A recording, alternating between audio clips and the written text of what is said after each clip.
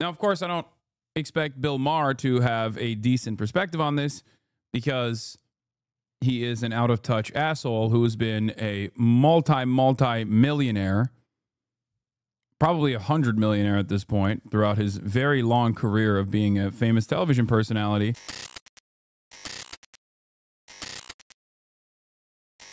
You're going to lose your mind at this Bill Maher new rules just so you're mentally prepared. The not working class new rule? No. Oh no, Bilbo Baggins. Can we please skip this smug dog fart? No, I only did a 2-hour stream yesterday, which is why I have to punish myself here. I have to atone for my sins of doing things off camera, going to a festival and the like. You got to earn it today, yeah. And finally, new rule now that the Trump administration has decided that America will pay any price and bear any burden to bring. And finally, new rule now that the Trump administration has decided that America will pay any price and bear any burden to bring jobs. They have to answer one question: who's going to take them? Who exactly is supposed to do all this monotonous, low-paying labor? Immigrants? They're all deported. It'll probably be robots if we're not using them all for... But I'll tell you who's definitely not doing it. Gen Z.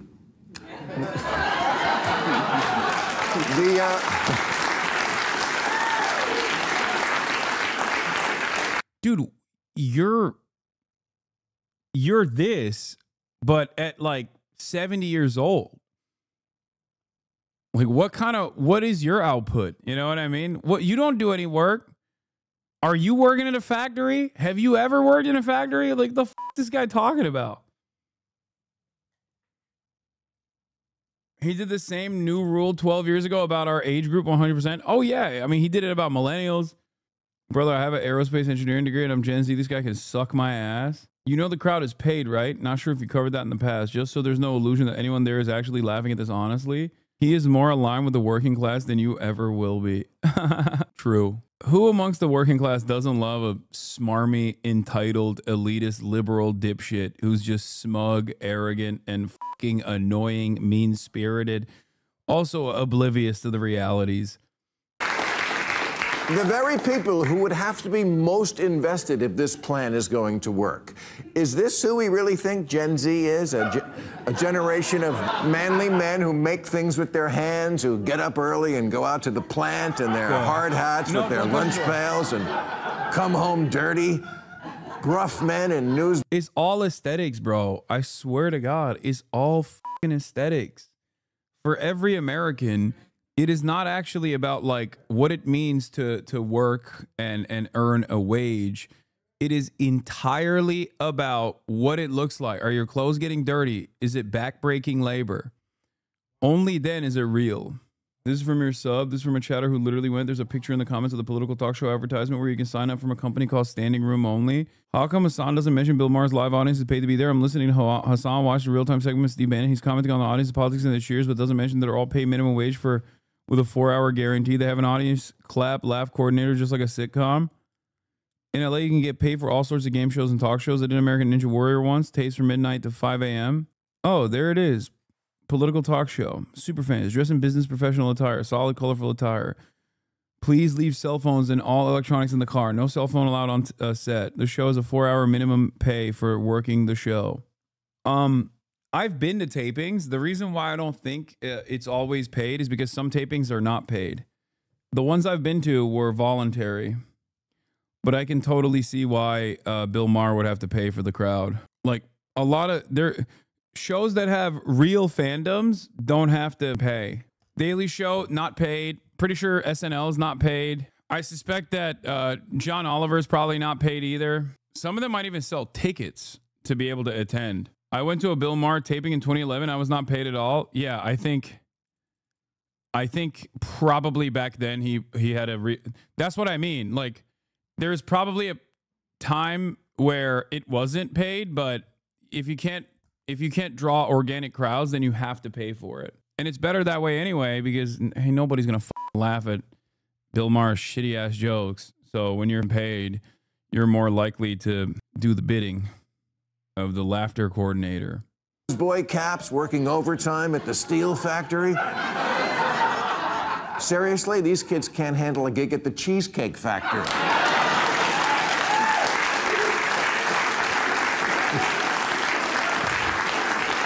Like, I think at this point, the organic fandom of Bill Maher is probably also so old they're not gonna go. They're not gonna actually. They're quiet quitting office jobs. If you walk into a department store and ask them for something, they act like you barged into their apartment and woke them up. I'm sorry, but Generation Nepo Baby aren't exactly the sinewy, leather-skinned workmen of yesteryear. They're doughy. Whoa, what's happening? Oh. Wait, what? Are you bored? Oh my. Gamers who need an The one time I watch Bill Maher, this asshole comes in and sits down to watch. emotional support animal to ride in a plane.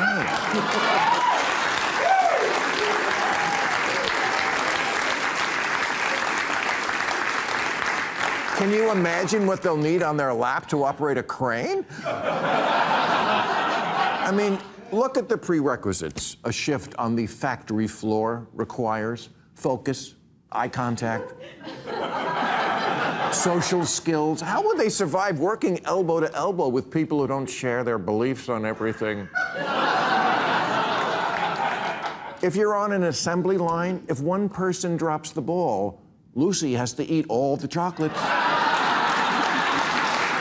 Dude, what's really interesting is that this almost feels like my commentary, but with a bizarro framework attached to it. Like, you know how I've talked about during the tariffs and the onshoring conversation that has taken place over this last month, I've routinely mentioned that we have an underemployment problem with like 23% of people working in like gig economy jobs and not making enough money, right? And the fact that we already have jobs is just like mostly in the service sector now, or white collar jobs in general. And that while I'm on board with a manufacturing revolution in this country and onshoring, the idea that like that is magically going to fix wages is stupid. And it's interesting that Bill Maher doesn't recognize that those other jobs that currently exist, the people that serve him, right? The people that serve his coffee, or the people that pick up his Uber Eats delivery or whatever, like those are people who are working real jobs. It's not necessarily that those jobs don't exist, it's that those jobs pay very little. They're not paying enough to earn a living. Now, of course, I don't expect Bill Maher to have a decent perspective on this, because he is an out-of-touch asshole who has been a multi-millionaire, probably 100 millionaire at this point, throughout his very long career of being a famous television personality, that he has no way of comprehending what the average person's existence looks like. And he's too arrogant to care. He's too arrogant to see beyond beyond his immediate vicinity. Now, what's interesting here, like I said, is that he part-owned a baseball team at one point. Jesus Christ, he's so rich. Oh, God, I hate that.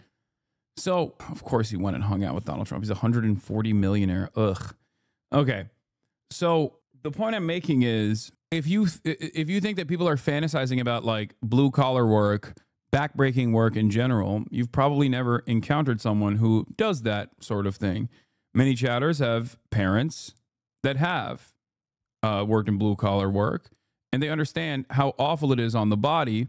And long ago, the dream for blue collar workers was so that their next of kin don't have to work in the factory floor, even though the job paid well, decently well, and had good benefits. People do not fantasize, or people do not yearn for backbreaking labor. What they yearn for is good wages and good benefits, a way to live on a single salary. That's what people want. People want the cost of living to come down. People want their money to go a longer way than it does currently. The reason why manufacturing and onshoring is good is because manufacturing, at least still in the United States of America, has been resilient to the anti-unionization efforts, given that the assembly line is still a perfect mode of production that is perfectly susceptible to the forces of unionization. That's it. And that's precisely the reason why these are some of the best jobs that are readily available to this to this day, union jobs in general. But it's not necessarily what you do in the factory that is the reason why people want it. It's because they fantasize about the cost of living and being able to take care of your family on a single wage that people fantasize about. That's it. If you wanted to actually fix the problems that America is facing right now, you would work to fix those problems within the existing confines of labor in this country. You could very well do that, except no one wants to do that. They're working jobs somehow coming back, which, you know, you will never be able to do that without rapid industrialization, and you can't do that without a command economy, especially at this point, and America has no appetite for such things. And even then, let's say if we were to magically bring back factories and they materialized out of thin air overnight, and we magically trained the entire labor force to be able to work in these high precision manufacturing jobs, there is no guarantee that these are going to be good paying jobs. After all, when you look at the Amazon distribution facilities, they are fairly close to the same structure that exists within manufacturing jobs. You're constantly in a fucking slammed facility next to other like-minded, or next to other individuals who recognize how backbreaking the labor is.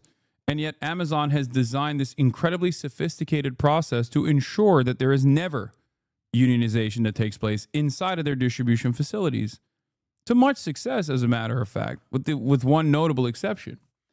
So, no, the fuck they aren't, Lamau. Wait, what? See, this is a great example. I work a white-collar job and have for over a decade. If manufacturing jobs offered a livable wage, good benefits, and they brought back pensions, I would absolutely jump on board. Except if you were given the opportunity to get the same wages and the same benefits, like good benefits, good wages, and a livable wage in your white-collar job, as opposed to the blue-collar job, you would stay in your white-collar job.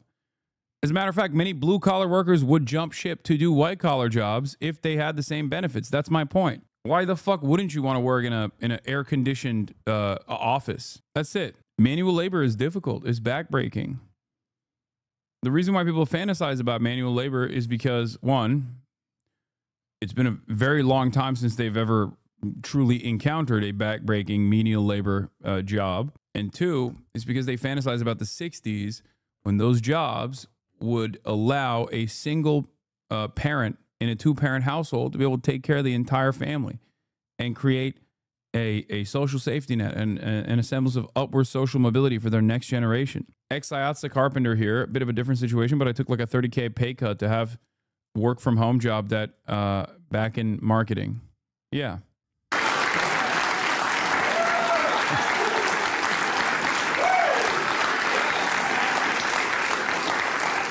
And when someone falls into the liquid plaster vat, he'll die. Marat's butler says, would you say that it's an insecurity around masculinity causing the romanticizing of manufacturing jobs? Sure, that plays a role in it. Your butler's in the chat. Because it'll just be everybody videotaping it.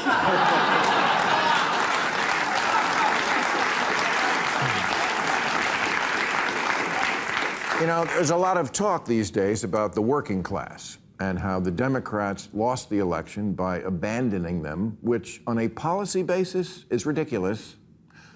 But culturally, it's working for Republicans, who are seen by many as bringing back a time when men were men and worked real jobs, and their wives stayed home making tuna casseroles and hot daughters.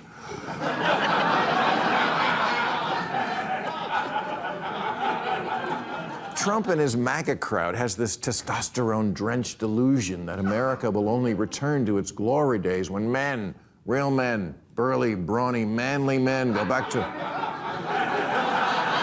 work in red brick factories and have cigarettes for lunch on top of skyscrapers.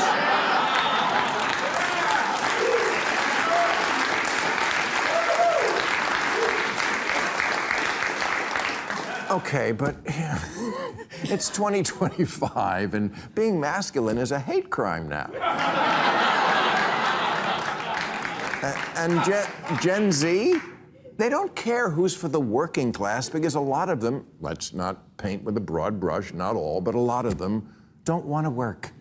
They want to know who's for the not working class. Did you know that America has 7 million men in the prime of their life who are neither working nor looking for work, which is more than 4 times what it was back in the day, no cap.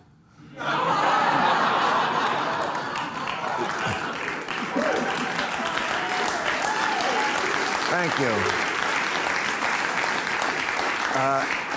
There's even a word for it now, NILF. It stands for not in labor force, which people think this is synonymous with unemployed. It isn't. Unemployed people are looking for work. NILFs are not. They're what we used to call deadbeats. The term is neat. Huh.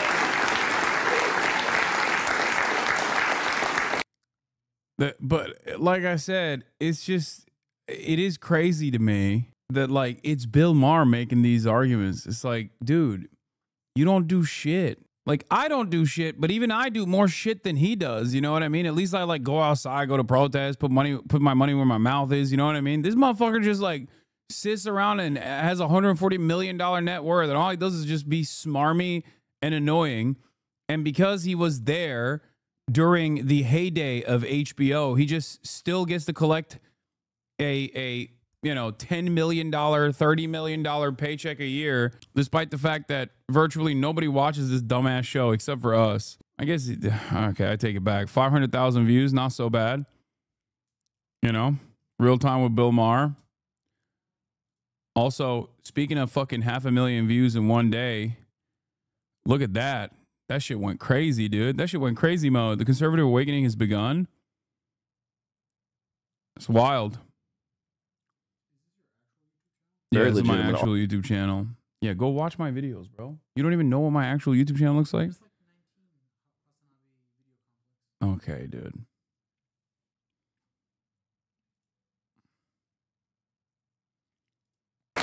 People whose great skill in life is somehow getting by, either on disability, wink, wink, or money from their parents, or whatever Scott Disick does.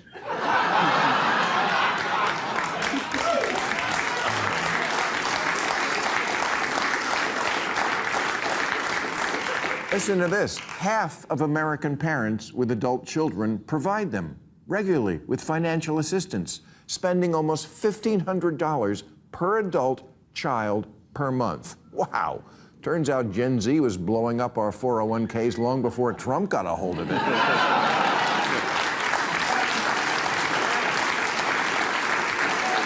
So, I know the Trump crowd imagines a gleaming new factory created by high tariffs and thinks, if you build it, they will come. They won't. They're playing Minecraft. They don't... Yeah. They're not saying can do. They say can't even.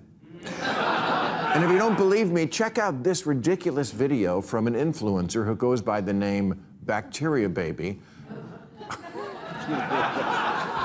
that went viral a couple of years ago when the idea of returning to a military draft had been floated. Why is everybody saying Gen Z is No, the fuck we're not. And you know why I know that? Because we're just gonna say no. Like, how are they gonna actually force us to get up and go to war? And we're also, like, really mentally ill. I have, like, 6 of these.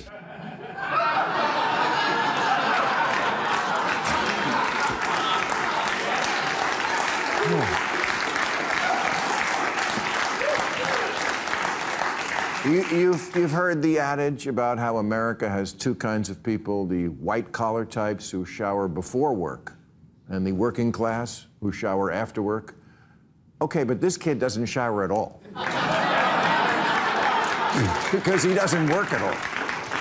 Yeah, I mean, this sucks. It's not that bad. It sucks, but it's not as bad as I thought it was going to be. I don't really give a shit. It's just an old man fucking complaining, you know? Like, who cares? Whatever.